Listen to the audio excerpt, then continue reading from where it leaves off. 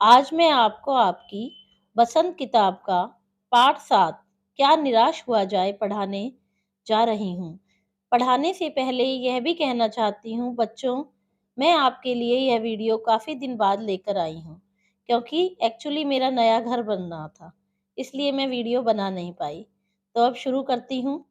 समाचार पत्रों में ठगी डकैती, चोरी तस्करी, भ्रष्टाचार की बातें पढ़कर दिल बैठ जाता है। हर आदमी संदेह की नजर से देखा जाता है। कुछ न करने वाला आदमी सुखी माना जाता है, क्योंकि उसमें दोष नहीं निकाला जाता। यह एक चिंता का विषय है। भारत जैसे देश के लिए नैतिकता का हास एक विचारणीय विषय है। निर्दोष पिस रहे हैं, भ्रष्ट लोग मौज ले रहे हैं। इसका बुरा प्रभाव पूरे समाज पर पड़ रहा है। भारतीय संस्कृति में भौतिकता का कोई महत्व नहीं है, किंतु सत्य, न्याय, अहिंसा, सद्भाव जैसे मानवीय संवेदनाओं का महत्व रहा है। आज भौतिक विकास किंतु सांस्कृतिक ह्रास चारों तरफ दिखाई दे रहा है। हमारी स्वस्थ मानसिकता जाती रही है। संस्कृति में कानून से बढ़कर धर्म है, जो नैतिकता का आधार है। आज लोग कानून की कमी का लाभ उठाते हैं तथा धर्म भीरू कहकर ईमानदारों की खिल्ली उड़ाते हैं। खिल्ली उड़ाना का अर्थ है मजाक उड़ाना। काला धन कमाने वालों की खबरें सम्मान सहित छपती हैं। दोषों को बताना, उजागर करना आसान है, गुणों को उजागर करना कम लोग जानते हैं। समाज में अच्छाई भी है, जैसे टिकट बाबू ने लेखक को ईमानदारी से 90 रुपए वापस किए। बस खराब होने पर ड्राइवर और कंडक्टर के प्रति लोगों का आक्रोश बढ़ गया, किंतु कंडक्टर के व्यवहार से सभी प्रभावित हो गए। सभी ने एक स्वर से धन्यवाद किया, माफी मांगी। अतः मनुष्यता अभी बाकी है। लेखक यह मानने को तैयार नहीं कि मानवता समाप्त हो गई है। धोखा खाकर भी वह मानता है कि अभी समाज में अच्छे लोग हैं। भगवान शक्ति दे कि हम कष्ट सहकर भी उस पर संदेह न करें। आशा का प्रकाश कायम रहे, भारत का गौरव बना रहे। अब बच्चों, इस पाठ के प्रश्नों के उत्तर। आपके विचार से प्रश्न नंबर 1, लेखक ने स्वीकार किया है कि लोगों ने उन्हें भी धोखा दिया है, फिर भी वह निराश नहीं है। आपके विचार से इस बात का क्या कारण हो सकता है? उत्तर, लेखक आशावादी विचारों का धनी है। वह यह विश्वास रखता है कि समाज ईमानदारी से चल रहा है। अन्याय, बेईमानी, झूठ फरेब की बातें जितनी होती हैं, उससे अधिक बढ़ा चढ़ाकर उनका वर्णन किया जाता है। इसका अर्थ यह नहीं समझना चाहिए कि समाज में ईमानदारी की भावना अब बची ही नहीं है। अभी भी ऐसे बहुत से लोग हैं जो कि सत्य, न्याय और ईमानदारी की टेक नहीं छोड़ते। लेखक ने टिकट बाबू के आचरण से यह सिद्ध कर दिया था। इसी आधार पर लेखक निराश नहीं है। प्रश्न नंबर 2, समाचार पत्रों, पत्रिकाओं और टेलीविजन पर आपने ऐसी अनेक घटनाएं देखी सुनी होगी जिनमें लोग बिना किसी लालच के दूसरों की सहायता करते हैं या ईमानदारी से काम किया हो। ऐसे समाचार तथा लेख एकत्रित करें और कम से कम 2 घटनाओं पर अपनी टिप्पणी लिखें। उत्तर 1, समाज कल्याण विभाग की स्थापना इसी आदर्श को लेकर की गई है। यह संस्था प्रतिवर्ष सैकड़ों गरीब कन्याओं की शादी करती है।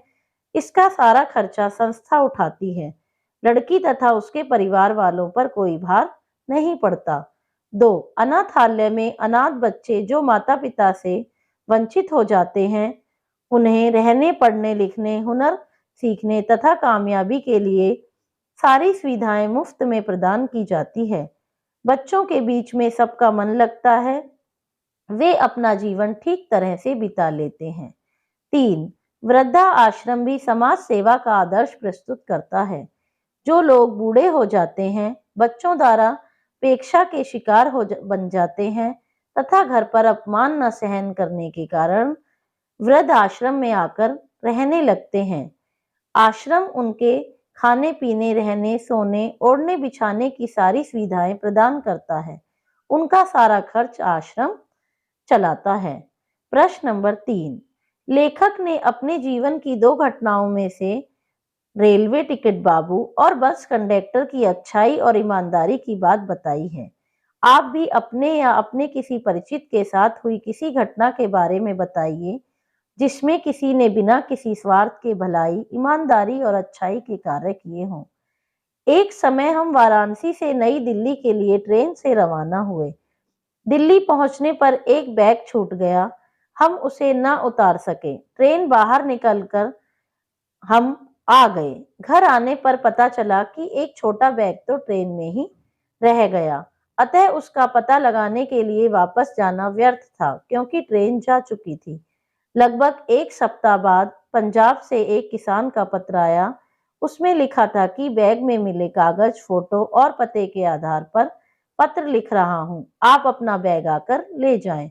हमें काफी खुशी हुई। हम दिल्ली से पंजाब गए। वहां का रास्ता पूछते पूछते सही जगह पहुंच गए। वहां उस किसान परिवार ने खूब सत्कार किया। भोजन नाश्ते के बाद परिचय पत्र से विश्वास दिलाने पर बैग मिला। हमने उन्हें कुछ उपहार देने चाहे तो हाथ जोड़कर खड़े हो गए और बिना स्वीकार किए धन्यवाद दिए हमें वापस किए। उनकी निस्वार्थ सेवा भावना देखकर हृदय में देव के समान उनके लिए स्थान बन गया। ऐसा आदर्श त्याग हमारे लिए प्रेरणा का स्रोत बन गया। पर्दाफाश। प्रश्न 1, दोषों का पर्दाफाश करना कब बुरा रूप ले सकता है? उत्तर, जब किसी के आचरण के गलत पक्ष को उद्घाटित करके उसमें रस लिया जाता है और दोषों के उद्घाटन को एक कर्तव्य मान लिया जाता है, तब दोषों का पर्दाफाश बुरा रूप ले सकता है। प्रश्न 2, आजकल के बहुत से समाचार पत्र या समाचार चैनल दोषों का पर्दाफाश कर रहे हैं। इस प्रकार समाचारों और कार्यक्रमों की सार्थकता पर तर्क सहित विचार लिखिए। आज समाज में वारदातें अधिक होने लगी हैं। समाज में एक शरीफ धनवान व्यक्ति का जीना कठिन हो गया है क्योंकि लुटेरे, चोर, डाकू या फिरौती मांगने वाले उनका जीवन त्रस्त कर रहे हैं। त्रस्त, नष्ट करना। दिन पर दिन असुरक्षा की भावना बढ़ती जा रही है। कानून व्यवस्था के सुधार की आवश्यकता महसूस हो रही है। प्रशासन तथा न्याय व्यवस्था को सच्चाई बतलाने की आवश्यकता है। इसी उद्देश्य से समाचार पत्र और समाचार चैनल दोषों का पर्दाफाश कर रहे हैं।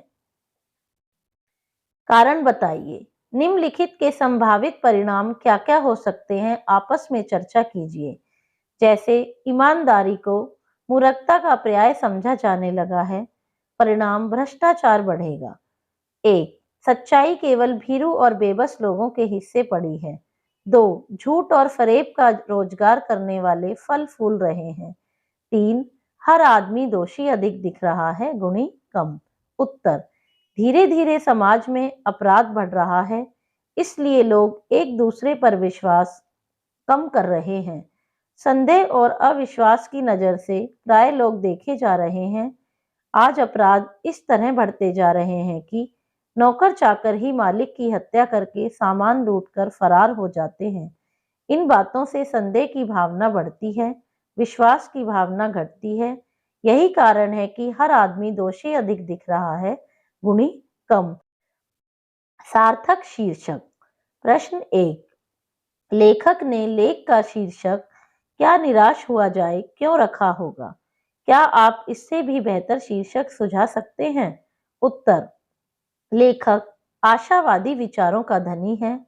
उसने समाज में कुछ अप्रिय घटनाओं का वर्णन करके यह सिद्ध किया है कि एक दो घटनाएं अवश्य घटित होती हैं, किंतु उसका वर्णन बढ़ा चढ़ाकर किया जाता है। इसका अर्थ यह नहीं है कि हमें समाज व्यवस्था से निराश हो जाना चाहिए। अच्छाई बुराई पर अवश्य विजयी होती है। इस आधार पर शीर्षक उचित है। इस पाठ के अन्य शीर्षक हो सकते हैं, आशावादी जीवन, नर होना निराश करो मन को। प्रश्न 2, यदि क्या निराश हुआ जाए के बाद कोई विराम चिन्ह लगाने के लिए कहा जाए तो आप दिए गए चिन्हों में से कौन सा चिन्ह लगाएंगे? अपने चुनाव का कारण भी बताइए। आदर्शों की बातें करना तो बहुत आसान है, पर उन पर चलना बहुत कठिन है। क्या आप इस बात से सहमत हैं? तर्क सहित उत्तर दीजिए। क्या निराश हुआ जाए के बाद विराम चिन्ह लगाया जाए तो प्रश्नवाचक चिन्ह लगाना चाहिए? क्या शब्द से प्रश्नवाचक का भाव प्रकट होता है, अतः प्रश्नवाचक चिन्ह का प्रयोग होना चाहिए? आदर्शों की बातें करना तो बहुत आसान है, पर उन पर चलना बहुत कठिन है। मेरे विचार से यही सत्य है। जीवन में यथार्थ का जो महत्व है वह आदर्श का नहीं। आदर्श कल्पना की उड़ान है, यथार्थ व्यावहारिक धरातल है। आदर्श पर चलना तलवार की धार पर चलने के समान है। यह अत्यंत कठिन है। सपनों का भारत। प्रश्न 1, हमारे महान मनीषियों के सपनों का भारत है और रहेगा। आपके विचार से हमारे महान विद्वानों ने किस तरह के भारत के सपने देखे थे, लिखिए। उत्तर, हमारे महान विद्वानों ने एक समृद्ध भारत के, सुखी भारत के सपने देखे थे।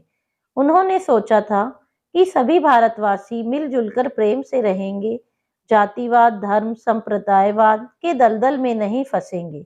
धीरे धीरे सत्य, अहिंसा, प्रेम की भावना से भारतवर्ष जगत गुरु बन जाएगा। कृषि, विज्ञान, स्वास्थ्य, आर्थिक हर दृष्टि से भारतवर्ष आशातीत प्रगति करेगा। सारा समाज मानवीय भावना से ओतप्रोत होगा।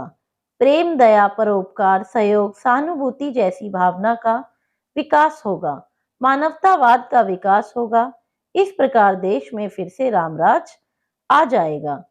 प्रश्न 2, आपके सपनों का भारत कैसा होना चाहिए, लिखिए।